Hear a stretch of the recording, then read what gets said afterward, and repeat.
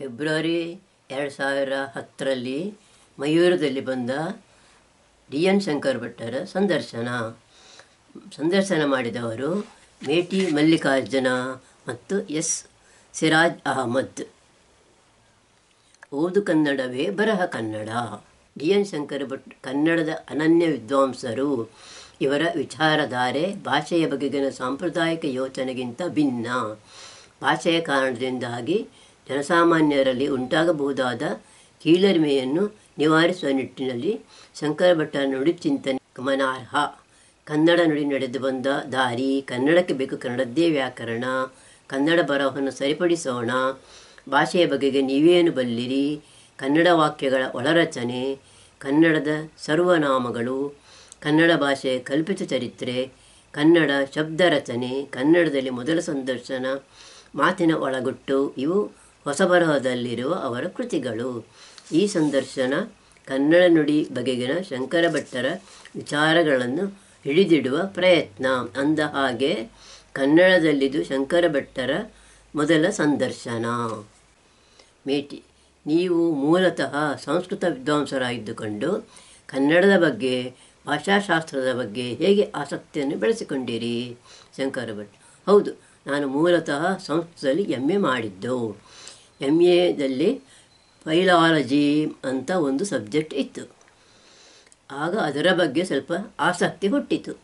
ಅದಕ್ಕಿಂತ ಮುಖ್ಯವಾಗಿ Kittel ಡಿಕ್ಷನರಿಯನ್ನು revise ಮಾಡಿದ ನಮ್ಮ ಅಜ್ಜ ತಾಯಿಯ ಸೋದರ ಮಾವ ಎಂ. ಮರಿಯಪ್ಪಟ್ಟರು ಒಂದು ಸಾರಿ ಡೆಕ್ಕನ್ ಕಾಲೇಜಿನವರು ಕೊಯಂಬತ್ತೂರಿನಲ್ಲಿ ನಡೆಸುವ ಒಂದು ಸಮ್ಮರ್ ಸ್ಕೂಲ್ ಇದೆ, ಅದಕ್ಕೆ ನೀನು ಹೋಗಬಹುದು ಎಂದು ಹೇಳಿದರು.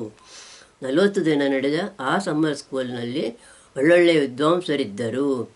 ಗ್ಲೀಸನ್ ಇದ್ದರು, ಬಿ ಪಂಡಿತ್, ಕೇಲ್ಕರು, ಗಾಡ್ಗೆ ಇದ್ದರು. ಅವರೆಲ್ಲರ ಕಾರಣದಿಂದ ನನಗೆ ಭಾಷಾಶಾಸ್ತ್ರದ ಬಗ್ಗೆ ಬಹಳ ಕುತೂಹಲ ಹುಟ್ಟಿತು.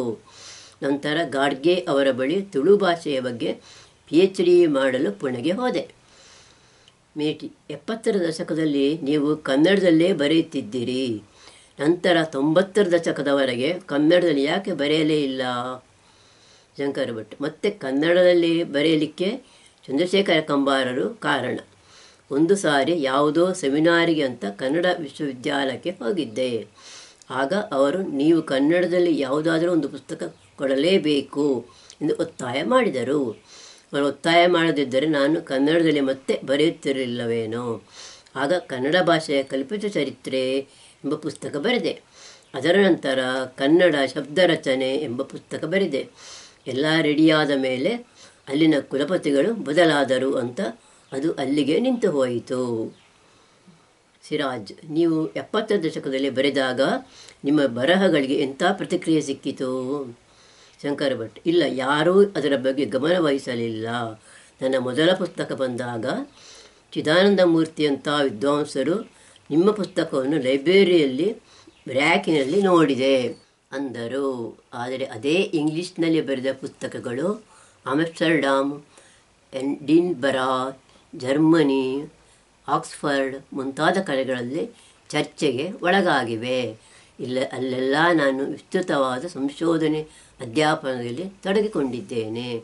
ಸಿರಾಜ್: ನೀವು ಇಷ್ಟು ವರ್ಷ ಮಾಡಿರುವ ಕೆಲಸವನ್ನು ನೋಡಿದರೆ ಲಿಖಿತ ಭಾಷೆಗೂ ಮತ್ತು ಆಡುನುಡಿಗೂ ನಡುವೆ ಇರುವ ತಾರತಮ್ಯವನ್ನು ಅಳಿಸಿ ಹಾಕಿ ಅವೆರಡನ್ನೂ ಬ್ರಿಡ್ಜ್ ಮಾಡುವ ಕೆಲಸ ಮಾಡುತ್ತಿದ್ದೀ ಅನಿಸುತ್ತೆ. ಶಂಕರ ಭಟ್: ನಾನು ಅವೆರಡ ನಡುವಿನ ಅಂತರವನ್ನು ಅಳಿಸುವ ಪ್ರಯತ್ನವೇನು ಮಾಡ್ತಾ ಇಲ್ಲ. ನಾನು ಮಾಡ್ತಾ ಇರುವುದೇನೆಂದರೆ, ಇಂದು ಎಲ್ಲರ ಕನ್ನಡ ಎಲ್ಲರದಾಗಿಲ್ಲ. ಉದಾಹರಣೆಗೆ ಪ್ರಜಾವಾಣಿ, ಉದಯವಾಣಿ, ಸಂಯುಕ್ತ ಕರ್ನಾಟಕ ಮುಂತಾದ ದಿನಪತ್ರಿಕೆಗಳು ಕರ್ನಾಟಕದ ಬೇರೆ ಬೇರೆ ಭಾಗಗಳಿಂದ ಪ್ರಕಟವಾದರೂ ಇವುಗಳ ಭಾಷೆ ಮಾತ್ರ ಒಂದೇ ಆಗಿರುತ್ತದೆ. ಇದನ್ನೇ ಇಂಗ್ಲಿಷ್ನಲ್ಲಿ ಸ್ಟ್ಯಾಂಡರ್ಡ್ ಕನ್ನಡ ಎಂದು ಹೇಳುತ್ತಾರೆ. ಈ ಭಾಗಗಳ ಆಡುನುಡಿ ಬೇರೆಯಾಗಿರುತ್ತದೆ. ಆದರೆ ಎಲ್ಲರ ಕನ್ನಡ ಎನ್ನುವುದು ಆಡುನುಡಿಗೆ ಹತ್ತಿರವಾಗಿಲ್ಲ. ಇದು ಬರೀ ಸಂಸ್ಕೃತದಿಂದ ತುಂಬಿ ಹೋಗಿದೆ. ಹಾಗಾಗಿ ಮಕ್ಕಳಿಗೆ ಈ ಎಲ್ಲರ ಕನ್ನಡವನ್ನು ಕಲಿಯುವುದು ಕಷ್ಟವಾಗುತ್ತದೆ. ಉದಾಹರಣೆಗೆ ಪ್ರಜಾವಾಣಿಯಲ್ಲಿ ನಾಯಿ ಎನ್ನುವುದಕ್ಕೆ ಶ್ವಾನವೆಂದು, ಹಲ್ಲು ಎನ್ನುವುದಕ್ಕೆ ದಂತವೆಂದು ಬಳಸುತ್ತಾರೆ. ಇದು ಯಾರಿಗೂ ಅರ್ಥವಾಗುವುದಿಲ್ಲ. ಸಂಸ್ಕೃತ ಹಿರಿಮೆಯ ಸಂಕೇತ ಎಂದುಕೊಂಡಿದ್ದೇವೆ. ಇದನ್ನು ಬಿಟ್ಟು ಕನ್ನಡವನ್ನು ಬಳಸುವುದೇ ಹಿರಿಮೆ ಎಂಬುದನ್ನು ಹೇಳಬೇಕು. ಎಲ್ಲರ ಕನ್ನಡ ಅಥವಾ ಸ್ಟ್ಯಾಂಡರ್ಡ್ ಕನ್ನಡವನ್ನು ಆಡನುಡಿಗೆ ಹತ್ತಿರ ತರಬೇಕು. ಇಲ್ಲಿ ಸಂಸ್ಕೃತ ಕಡಿಮೆ ಇರಬೇಕು, ಓದುವ ಹಾಗೆ ಬರೆಯಬೇಕು. ಯಾಕೆಂದರೆ ಮಹಾಪುರಾಣಗಳನ್ನು ಬರಿತೀವಿ, ಆದರೆ ಓದುವುದಿಲ್ಲ. ಆಡು ಕನ್ನಡವನ್ನು ಗಮನಿಸಿ ಬರಹ ಕನ್ನಡವನ್ನು ಸರಿಪಡಿಸಬೇಕು. ಆಗ ಸಂಸ್ಕೃತದ ಹೊರೆ ಕಡಿಮೆಯಾಗಿ ವೈವಿಧ್ಯತೆ ಉಳಿಯುತ್ತೆ. ಕನ್ನಡವನ್ನು ಎಲ್ಲರೂ ಕಲಿಯುವಂತೆ ಆಗುತ್ತೆ. ಸಿರಾಜ್, ನೀವು ಬಹುವಾಗಿ ಹೇಳುವ ಸಂಸ್ಕೃತ ಹೇರಿಕೆಯ ಪ್ರಶ್ನೆ ಹೊಸದೇನಲ್ಲ. ಕವಿರಾಜ ಮಾರ್ಗ ಕಾಲದಲ್ಲಿಯೇ ಕನ್ನಡ ಸಂಸ್ಕೃತದ ಮುಖಾಮುಖಿಯಾಗಿ ಕನ್ನಡ ಅದನ್ನು ಜೀರ್ಣಿಸಿಕೊಂಡು ಬೆಳೆದಿದೆ ಎಂಬ ವಾದ ಇದೆ. ಮಾರ್ಗಕಾರನಲ್ಲೇ ಸಂಸ್ಕೃತ ಕನ್ನಡ ಪದಗಳನ್ನು ತಪ್ಪಾಗಿ ಸೇರಿಸಿ ಆಗಿರುವ ದೋಷ ನಿರ್ಣಯದ ಚರ್ಚೆ ಇರುವಾಗ ಸಂಸ್ಕೃತದ ಬಗ್ಗೆ ನಿಮಗೆ ಯಾಕಿಷ್ಟು ಆತಂಕ? ಶಂಕರ ಭಟ್, ಇದು ಹಾಗಲ್ಲ. ಮೊನ್ನೆಯವರೆಗೆ ಬರಹ ಓದು ಎಲ್ಲವೂ ನಮ್ಮ ಜನಸಂಖ್ಯೆಯ 1% ಅಥವಾ 0.1%ಗಿಂತ ಕಮ್ಮಿ ಜನರಿಗೆ ಮಾತ್ರ ಸೀಮಿತವಾಗಿತ್ತು. ಆದರೆ ಈಗ ಓದು ಬರೆಯುವವರ ಸಂಖ್ಯೆ 100% ಆಗಬೇಕು. ಎಲ್ಲರ ಕನ್ನಡ ಅಂದರೆ ಅದೇ. ಆದರೆ ಈ ಸಮಸ್ಯೆ ಕವಿರಾಜ ಮಾರ್ಗದ ಕಾಲದಲ್ಲಿ ಇರಲಿಲ್ಲ. ಹಾಗೆ ನೋಡಿದರೆ ಮಾರ್ಗಕಾರನ ಕಾಲದಲ್ಲಿ ಕನ್ನಡ ಸಂಸ್ಕೃತದ ಮುಖಾಮುಖಿ ಆಗಿಯೇ ಇರಲಿಲ್ಲ. ಆಗಿನ ಕಾಲದಲ್ಲಿ ಸಂಸ್ಕೃತವೇ ಮೊದಲು, ನಂತರ ಕನ್ನಡ ಎಂಬ ಸ್ಥಿತಿ ಇತ್ತು. ಸಂಸ್ಕೃತವನ್ನು ಕನ್ನಡ ಜೀರ್ಣಿಸಿಕೊಂಡು ಬೆಳೆದಿದೆ ಎಂದು ಹೇಳುವುದು ಒಂದು ಚಿಕ್ಕ ಗುಂಪಿನ ಚಿಂತನೆ. ಆ ಗುಂಪು ಕನ್ನಡವು ಸಂಸ್ಕೃತ ಜೊತೆಗಿನ ಮುಖಾಮುಖಿಯಲ್ಲಿ ಗೆದ್ದು ಬಂದಿದೆ ಎಂಬ ಭ್ರಮೆಯಲ್ಲಿದೆ. ಆದರೆ ನಾನು ಒಂದು ದೊಡ್ಡ ಜನಸಮೂಹದ ಪ್ರಶ್ನೆಗಳನ್ನು ಇಟ್ಟುಕೊಂಡು ನನ್ನ ಕೆಲಸದ ಮೂಲಕ ಅವನ್ನು ಬಗೆಹರಿಸಲು ಆಗುತ್ತಾ ಎಂದು ನೋಡುತ್ತಿದ್ದೇನೆ. ಇದು ಈಗ ಅಗತ್ಯವಾಗಿ ಆಗಬೇಕಾದ ಕೆಲಸ. ಇವತ್ತು ಏನಾಗಿದೆ ಎಂದರೆ ಅಪ್ಪರ್ ಕ್ಲಾಸಿನ ಜನ ತಮಗೆ ಬೇಕಾದ್ದನ್ನೆಲ್ಲ ಇಂಗ್ಲೀಷ್ನಲ್ಲಿ ಪಡೆಯುತ್ತಾರೆ. ಅವರಿಗೆ ಕನ್ನಡವೂ ಬೇಕಾಗಿಲ್ಲ, ಸಂಸ್ಕೃತವೂ ಬೇಕಾಗಿಲ್ಲ. ಕನ್ನಡ ಬೇಕಾಗಿರುವುದು ಬಡವರಿಗೆ, ದಲಿತ ವರ್ಗದ ಮಕ್ಕಳಿಗೆ. ಅವರಿಗೆ ಯಾಕೆ ಸಂಸ್ಕೃತವನ್ನು ಹೇರುತ್ತಾ ಇದ್ದೀರಿ? KV ನಾರಾಯಣ ಅವರು ಹೇಳುವಂತೆ ಇವತ್ತು ಕನ್ನಡ ಉಳಿಸೋಣ ಎಂದು ಹೇಳುವವರು ಸಂಸ್ಕೃತಮಯವಾದ ಕನ್ನಡವನ್ನು ಉಳಿಸುತ್ತಿದ್ದಾರೆಯೇ ಹೊರತು ನಮ್ಮ ಎಲ್ಲರ ಕನ್ನಡವನ್ನಲ್ಲ. ನಾವು ಉಳಿಸಬೇಕಾಗಿರುವುದು ಬಡವರಿಗೆ, ದಲಿತರಿಗೆ ಬೇಕಾಗಿರುವ ಕನ್ನಡವನ್ನು. ಸಿರಾಜ್, ವಿಚಿತ್ರವೆಂದರೆ ಒಂದೇ ಕಾಲಮಾನದಲ್ಲಿ ನೀವು ಸಂಸ್ಕೃತದ ಹೇರಿಕೆ, ಅದನ್ನು ಬಿಡಿಸಿಕೊಳ್ಳುವ ಬಗ್ಗೆ ಮಾತಾಡುತ್ತಿದ್ದರೆ ಶೆಲ್ಡನ್ ಪೋಲಾಕ್ನಂಥವರು ಕವಿರಾಜ ಮಾರ್ಗದ ಕಾಲದಿಂದಲೂ ಕನ್ನಡ ಸಂಸ್ಕೃತದ ನಡುವೆ ಇರುವ ಚಲನಶೀಲ ಸಂಬಂಧದ ಬಗ್ಗೆ ಮಾತನಾಡುತ್ತಾನೆ. ಅವನನ್ನು ಓದುವಾಗ ಕನ್ನಡ ಸಂಸ್ಕೃತಗಳು ಎದುರಾಳಿಗಳಲ್ಲ ಎಂಬ ಭಾವನೆ ಬರುತ್ತೆ. ಶಂಕರ ಭಟ್, ಮಾರ್ಗಕಾರ ಹೇಳುತ್ತಿರುವುದು ಸಾಹಿತ್ಯವನ್ನು ಗಮನದಲ್ಲಿಟ್ಟುಕೊಂಡೇ ಹೊರತು ಭಾಷೆಯನ್ನಲ್ಲ. ಇಲ್ಲಿಯವರೆಗೆ ಭಾಷೆಯ ಬಗ್ಗೆ, ವ್ಯಾಕರಣದ ಬಗ್ಗೆ ಬರೆತಿರುವರು ಸಾಹಿತ್ಯವನ್ನು ಗಮನದಲ್ಲಿಟ್ಟುಕೊಂಡು ಮಾತಾಡಿದ್ದಾರೆಯೇ ಹೊರತು ಭಾಷೆಯನ್ನು ಮುಖ್ಯವಾಗಿಟ್ಟುಕೊಂಡಿಲ್ಲ.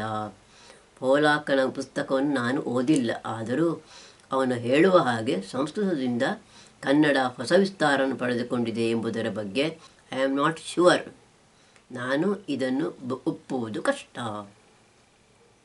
ಸಿರಾಜ್, ರನ್ನ ನಿಘಂಟುವಿನ ಕಾಲದಿಂದಲೂ ಕನ್ನಡ ಸಂಸ್ಕೃತವನ್ನು ಬ್ರಿಡ್ಜ್ ಮಾಡುವುದೇ ಅವತ್ತಿನ ದೊಡ್ಡ ಗುರಿಯಾಗಿತ್ತು.